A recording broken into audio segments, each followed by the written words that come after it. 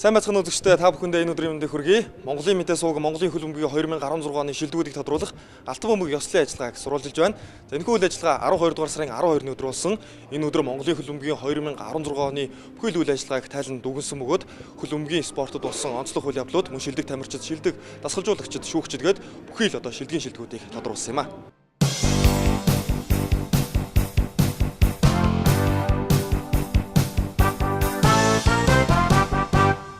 Хороогийн түүх бидний тооллоор 2016 дахь хуудасаа өнгөдөж, хотлын дурсамж түүхийн дэвтэр 2017 дахь хуудасаа дэлгэж байгаа. Яг энэ тархан цаг мөчид хамтдаа шинэ оноо тэмдэглэхээр энэ хорон цугларсан Монголын хөл бөмбөгийн холбооны нийт ажиллагчид хөл бөмбөгийн төлөө гэсэн цоглох зүгтээ бүх хүмүүстээ шинэ оны гал халуун баярын мэндийг хүргэе. Монголын хөл бөмбөгийн 2016 оны шилдэгүүдийг тодруулах Алтан бөмбөг 2016 ёслолын ажиллагааны санал хураалт 12 дугаар сарын 6-ны өдөр эхэлсэн. Алтан бөмбөг 2016 ёслол шилдэг эрэгтэй тоглогч, шилдэг эмэгтэй тоглогч, шилдэг эрэгтэйчүүдийн багийн цэцэлжуулагч, шилдэг эмэгтэйчүүдийн багийн цэцэлжуулагч, шилдэг шүүгч, шилдэг гоолыг шалгаруулахаас гадна бэлэгдлийн шгшөөгийн 11 тамирчныг байрлал тус бүр дээр тодруулсан юм. Хамгийн гол шалгуур болох эрэгтэйчүүдийн шилдэгт нэр дэвссэн 23 тамирчныг Монголын хөл бөмбөгийн холбооны техник хилцэн мэргэжилтнүүд тухайн тоглогчийн 2016 оны турш талбайд гаргасан амжилт үзүүлсэн статистикийг дүгнэж нэр дэвшүүлсэн юм а. Мөн улиралд хамгийн сайн тоглосон легионер хөл бөмбөгчид энэ жилийн алтан бөмбөгт нэр дэвшиж байгаагаараа онцлогтой байлаа. Монголын хөл бөмбөгийн шилдэгүүдийг тодруулахад хүрхрээ дээдлийг хүрхрээ 1-р лигийн тэмцээний 20 багийн анхлах дасгалжуулагч нар болон 14 спортын сэтгүүлчээс бүрдсэн 54 хүн санал өгсөн. Харин бэлэгдлийн 11-ийг Монголын хөл бөмбөгийн холбооны цахим сайт дахь олон нийтийн санал болон санал өгөх хэрэгтэй хүмүүсийн саналын хэлбэрээр тодруулжээ. Ингэхдээ олон нийтийн саналыг нэг саналд буюу 55 дахь саналаар тооцсон байна. Ингээд Монголын хөл бөмбөгийн холбооны шилдэгүүдийг тодруулах ёслолын ажиллагааны эхэнд олон улсын хөл бөмбөгийн холбооны ерөнхийлөгч Gianni Infantino, Азийн хөл бөмбөгийн холбооны ерөнхийлөгч Бахрейн шейх Салман бин Ибрахим Ал Халиф нар монголчуудад мэндчилгээ дэвшүүлсэнийг танхим төрөлцсөн ирсэн зочид төлөөлөгчдөд толиулсан юм. Улмаар 57 жилийн түүхтэй Монголын хөл бөмбөгийн холбооны өнөө цагийн ерөнхийлөгч Амгаланбаатарын Ганбаатар оны шилдэгүүдийг тодруулах алтан бөмбөг ёслолын ажиллагааг аль бие ёсоор нийлээ. 2016 оны хувьд бол хөл бөмбөгийн холбоо хөлбөмбөгчд маань амжилт ургас дүүрэн байлаа. За мэдээж алдсан онцлог зүйлээс маш их сурч авлаа. Олд нь их байсан учраас бид нар өнөөдөр амжилттай л өвнөж, тамирчтай алдаршуулж, байгууллагуудаа одоо урамшуулж байгаа. Тэгэхээр миний сэтгэл өндөр байна. Хөл бөмбөгийн холбоо бол Монголын хөл бөмбөг өдөр болгон шинжлэгдэж, жил болгон урагшилж байгаа гэж ойлгож байна. Бид нар одоо Азийн хөл бөмбөгийн холбоо, олон улсын хөл бөмбөгийн холбооныхоо дэг журамд бол дэг журамыг дагаж ажилладаг. Ямар дүрмжмтэй авах, ямар ёс зүйтэй авах, ямар санхүүг яаж удирдах явах.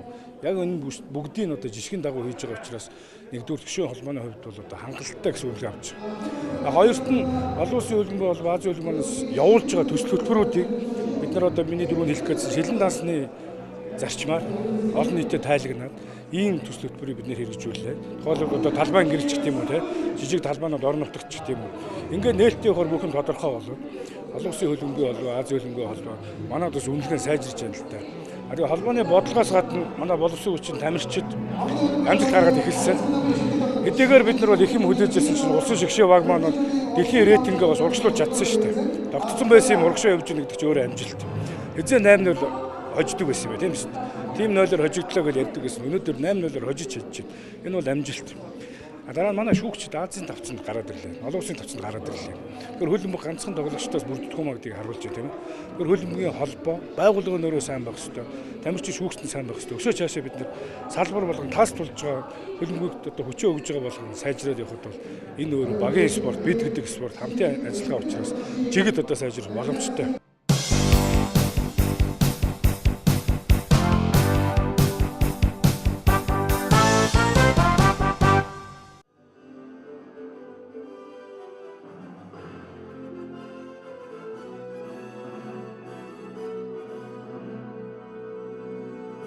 Эхний шагнал оны шилдэг эмэгтэй багийн дасгалжуулагчийг тодруулах номинац байлаа.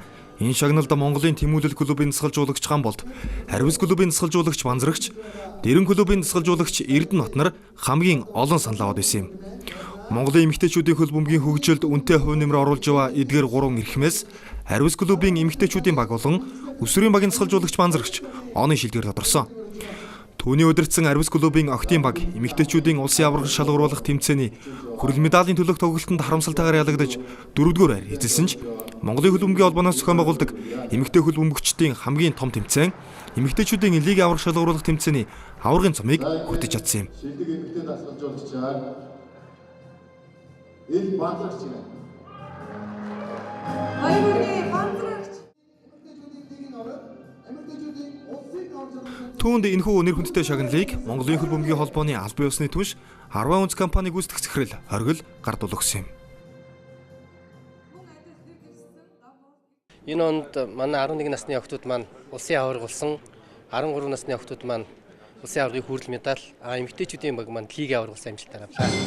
За одоо эмэгтэйчүүдийн хөлбөмбөг бол яг анхны шатандаа явж байгаа гэж ойлгож байгаа. Цаашдаа бол биднээс энэ юг шатыг ахиулаад Аз өрсөлдөх тийм хэмжээ төрөх тийм зорилт тавьж ажиллаж байгаа да. 10 онц компани маань 2 дахь жилээ хөлбөмбөгийн холбоотой хамтарч ажиллаж байна. За үүний дүү мэдээж хүрхрээ 1-р лиг, дээд лигийн одоо бүтэн удирдлын турш явсан залуучууд маань өнөөдөр энэ алтан бөмбөг, энэ аварцын үед шилдэгүүдээ сайхан тодруулж байгаа нь эвэн итгэгч хүрхрээ брендийн зүгээс баяртай байна.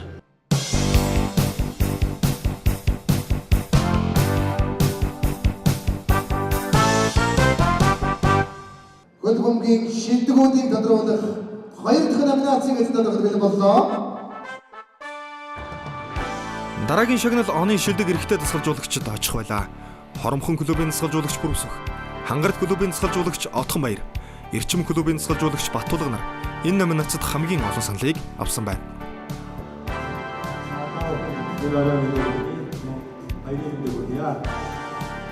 шилдэг эрэгтэй дасгалжуулагч Эрчим багийн Баттулга. Хоёрын баатарч 2016 оны шилдэг эрэгтэй багийн дасгалжуулагчаар дээд лигийн тэмцээний 10 дахь түрүүгээ хүртсэн Эрчим клуб болон Монголын шгшөөгийн ахлах дасгалжуулагч Зоригтын Баттулга тодорсон юм. Тэрээр 2007 оноос эхлэн Эрчим клубын төлөө хүчин зүтгэж дээд лигийн аваргын цомыг 4 удаа хүртэж байсан. Улмаар өнгөрсөн жилээс тоглогчийн карьераа өндөрлүүлж Эрчим клубыг удирдах болсон. Баттулгын хувьд Эрчмийн ахлах дасгалжуулагчийн үүргийг гүйцэтгэсэн энэ 2 жилээ хүрхрээ үндэсний дээд лигийн тэмцээнд аваргын цомыг дараалан хүртсэн багтам амжилтыг үзүүлсэн юм. Ингэхдээ 2016 оны хувьд өмнөх жилийнхээс ялгаатай нь хүрхрээ дээд лигт Эрчим клуб ердөө нэг л хожигдсан амжилттай итгэл төгс тэргүүлсэн юм. Тиймдээч энэ оноос Монголын шгшөөгийн дасгалжуулагчаар томилогдож энэ жил шгшөөгийг 6 тоглолтод удирдан оролцохдоо 2 хожиж, 3 хожигдсон, 1 тэнцсэн амжилтыг үзүүлсэн. Энэ жилийг дүнээр үзэхэд нэг ёсоор бол нэг ёсондоо туршлагын жил байлаа. Цаашдаа бол биднэрт маш их зүйл байна. Тамирчдын бие биелэлд байнгын бэлтгэл гэдэг зүйл бол маш их дутагдж байна. Олон улсын тавцанд гараад ирэхээр энэ бүхэн дутагдж байна. Энэ бүгдийг бидний хийхийн тулд бол байнгын бэлтгэл бол шаардлагатай гэж бид нар үзэж байгаа. Монголын хөлбөмбөгийн 2016 оны шилдэгийн шилдэгүүдийг тодруулах алтан бөмбөг ёслолын ажиллагааны оны шилдэг гоолын эзнийг тодруулах ганган гол номинацид Хоромхон клубын төвийн хамгаалагч Төрбат, Хоромхон клубын баруун жигүүрийн хамгаалагч Оюнбаатар, Улаанбаатарын Унгнууд клубын хамгаалагч Мөнгөн Тулга нарын оруулсан голууд хамгийн олон санал авчээ.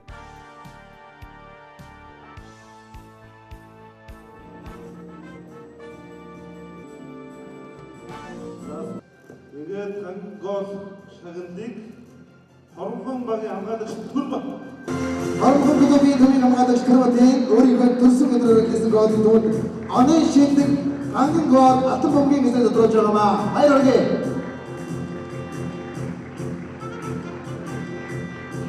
Тэгэхээр хүмүүс бол ерөнхийдөө амар гой гол байна гэж ярьж байсан. Сошиал ертөнцөөр ч юм уу л жоо мэдээлэл бол тарах цаас. Гэхдээ би бол өөрийгөө өнөөдөр бол авна гэж бодоогүй байсан. Тэгэхээр өглөө босоод яхад шилдэг 3-т өрсөлдөж байгаа гэдэг мэдсэн. Тэгэхээр шилдэг 3-т өрсөлдөж байгаа 3 тамирчин 3 хамгаалагч ирсэн. Оюнбаатар хамгаалагч, Мөнгөлөг бас хамгаалагч, би бас хамгаалагч. Тэгэхээр 3 хамгаалагчнаас австай баяртай байна. Тэгээ ерөнхийдөө тоглогчдоос илүү ер нь сүүлийн жилүүд Монголын хамгаалагч нар илүү уран тансаг, чамин голод хийгээд байгаа болоо да. Тэгээ энэ жил бол маш их өгөөжтэй. Ер нь миний амжилтын карьерийн баг нэлээд дээгүүр явж байгаа. Миний хамгийн том амжилттай жилүүдийн нэг.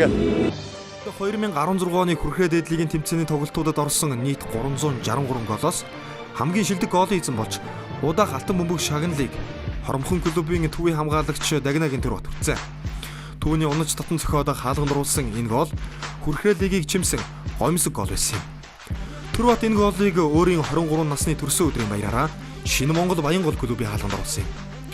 Хүрхрээ дээдлигийн тэмцээнд 14 тоглолтод оролцож 2 гол оруулсны нэгэн түн энэхүү нэр хүндтэй шагналыг авч ирж байна. Бүтэн 6 сарын турш үргэлжилсэн Хүрхрээ үндэсний дээдлигийн ширүүн өрсөлдөөн дундаас өөрийн нэгтэн ба найдвартай хамгаалтаараа онцгорч чадсан Түрбат лигийн 2016 оны шилдэг хамгаалагчийн шагналыг хүртсэн юм.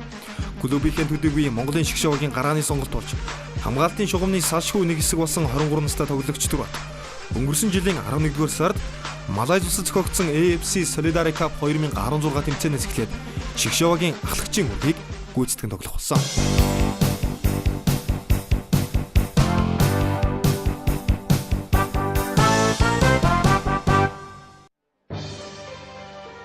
Монголын хөл бөмбөгийн оны шилдэгийн шилдэгүүдийг тодруулах Алтан бөмбөг ёслолын ажиллагааны 2016 оны шилдэг эмэгтэй тоглогчийн номинацид 2 дахь жилдээ зохиогдсон эмэгтэйчүүдийн лигийн аварга Арвис багийн ахлагч Алтан Туяа, эмэгтэйчүүдийн лигийн шилдэг тоглогч Монголын Тэмүүлэл багийн Саран Гэрэл, Хад клубын шилдэг хагас хамгаалагч Намунар хамгийн олон саналаа оруулаа.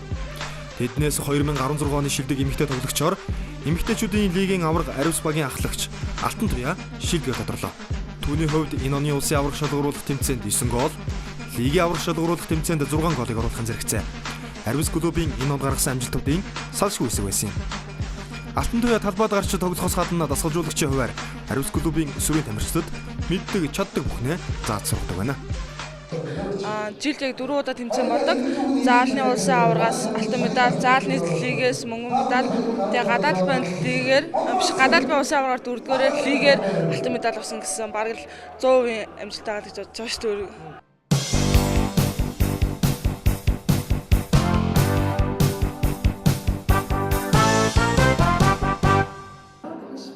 12-оор гарч ирсэн байна. Алтан бөмбөг 2016 шагналд санал өгсөн эрх бүхий 54 хүнээс хамгийн олон санал авч Монголын Хүрхрээ үндэсний дээдлигийн бэлгэдлийн багт багтсан шилдэг 11 тоглогчийг олон нийтэд танилцууллаа. Энэ онд 4-4-2 гэсэн системээр энэ оны шилдэгүүдийг тодруулж 2016 оны бэлгэдлийн 11-т багтсан шилдэг тоглогчдод алтан бөмбөгийг гардуулсан юм. Ингээд хаалгачаар өнгөрсөн жил лигийн шилдэг хаалгачаар тодорч байсан Эрчим клуб болоод Монгол улсын шгшөөгийн хаалгач Ариун болд нэрлэгдсэн бол хамгаалагчдаар Эрчмийн бэлгүүн, Дэрэм клубын ахлагч Гард Магна, Хоромхон клубын хамгаалагч Түрбат, Хоромхон клубын Оюнбаатар нар шалгарлаа.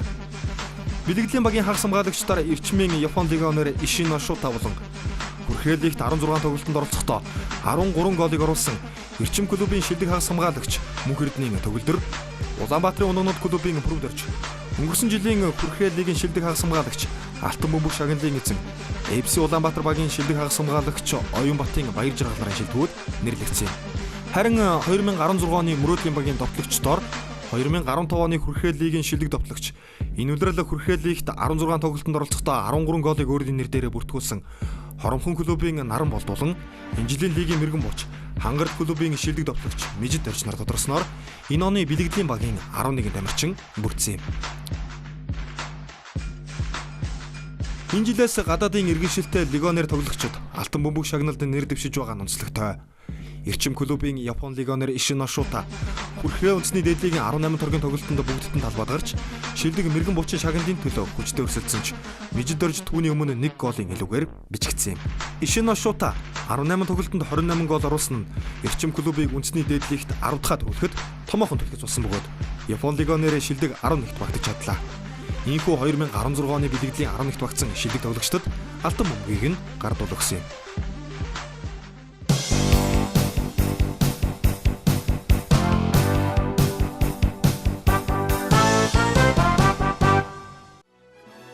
Ийхүү 2016 оны шилдгийн шилдэг хөл бөмбөгчнийг тодруулах мөч ирэхэд Хүрхрээ үндэсний дээдлигийн тэмцээний шилдэг хагас хамгаалагч төгөлдөр Хүрхрээ үндэсний дээдлигийн шилдэг товтлогч Мижид Дорж, Дэрэм клубын ахлагч Гард Магна нар санал өгөх эрх бүхий 54 хүнээс хамгийн олон саналыг авсан байлаа.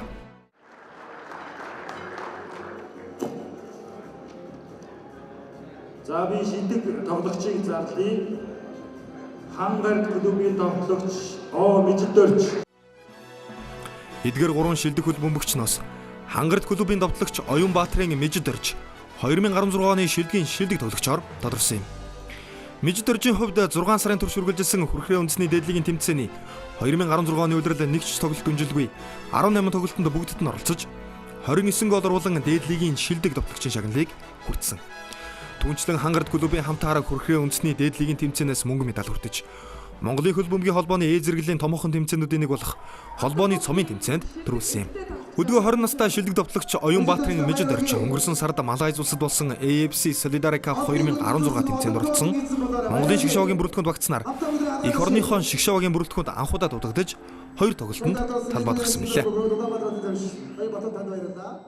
Pepsi лигт 32 гол хийж Мэргэн бошд 2-т орж исэн. Наранболд шилдэг товтлогч авчихсан. Тухайн үед тэгээд өөрийгөө хурцлаад хор шарандаа гадаад талбайд би шилдэг авч яагаа болохгүй юм бэ гэсэн бодолтойгоор бэлтгэл сургалтаа өндөр зорилго тавиад бэлтгэл сургалтаа хийсэн. Тэгээд тэр тийм зорилготой байсныг баг тамирчид маань ч гэсэн маш сайн мэдчихсэн учраас надад илүү их юмыг зөвлөж бэлтгэл болгон дээр ингээд намайг инктинг одоо мөнх хот байна. Манайх одоо Хангардыг байгуулагдсан цагаас баг 20 жил шахуу лиг тоглож байна. Тийм том асар туршлагатай хүнээс ингээ юм сураад ингээ өнөөдөр лигийн шилдэг товтлогч болсондоо маш их баяртай байна. Тэгээд бус баг ахнарч маань ч гэсэн маш их зүйлийг зөвлөсөн байгаа. Одоо миний ирээдүйн гэх юм бол маш сайхан харагдаж байна. Тэгээд одоо энэ алтан бөмбөг шилдэг товтлогч гээд амжилтандаа хандахгүйгээр цаашдаа улам их хичээгээд бүр Монгол улсынхаа төлөө гээд том тэмцээнүүдэд тоглодог болохыг хүсэж байна.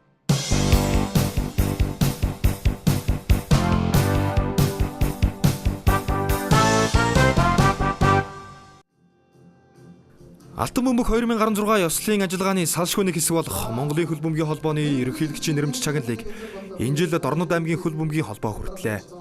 Дорнод аймгийн шгшөөбаг 2016 оны улсын аврах шалгаруулах тэмцээн болон үндэсний цомын тэмцээнд төрүүлж Монголын бүх ард түмний спортын 14-р их наадмаас мөнгөн медалийг хүртсэн багтам амжилтыг өнгөрчөө 2016 онд үзүүлсэн юм а. Түүнчлэн Монголын хөл бөмбөгийн холбооноос зохион байгуулдаг аливаа үйл ажиллагаанд идэвх санаачлагтай оролцдгийг сайшааж Монголын хөл бөмбөгийн холбооны ерөнхийлөгч Ганбаатар өөрийн нэрмж чагналаа Дорнод аймгийн хөл бөмбөгийн холбоонд гардуулах гэсэн юм.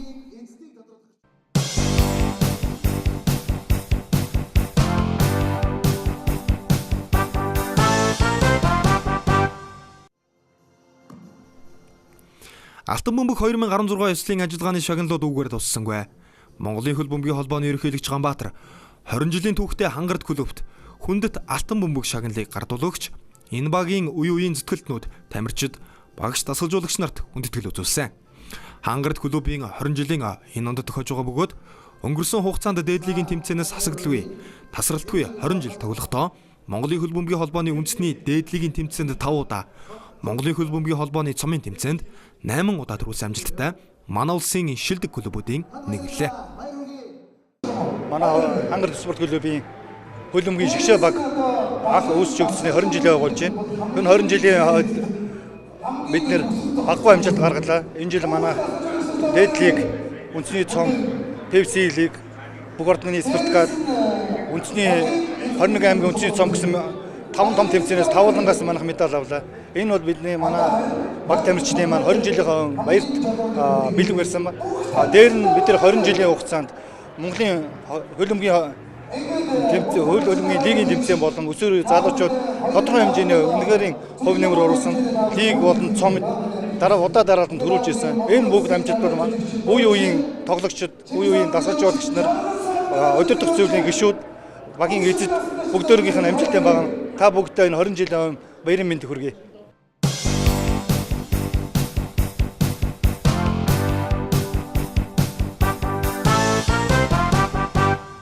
Олон улсын хөл бөмбөгийн холбооны ерөнхийлөгч Gianni Infantino манай хөл бөмбөгийн айл гэрт мэдлэгээ дэвшүүлсэн. За мөн Азийн хөл бөмбөгийн холбооны ерөнхийлөгч маань бас бидний амжилтыг урам өгч мэдлэгээ дэвшүүллээ. Миний бие бол Монголын хөл бөмбөгийн айл гэрвлийг тэргүүлж байгаа ерөнхийлөгчийн хувьд нийт хөл бөмбөгчдөө шинэ оны мэндийг хүргэе. Ангирсан өнгөрч 16 онд бид ололт амжилт дүүрэн байлаа. 17 онд үүнээс улам их амжилтыг гаргана гэж найдаж байна. За хамтдаа нэг баг нэг зорилго.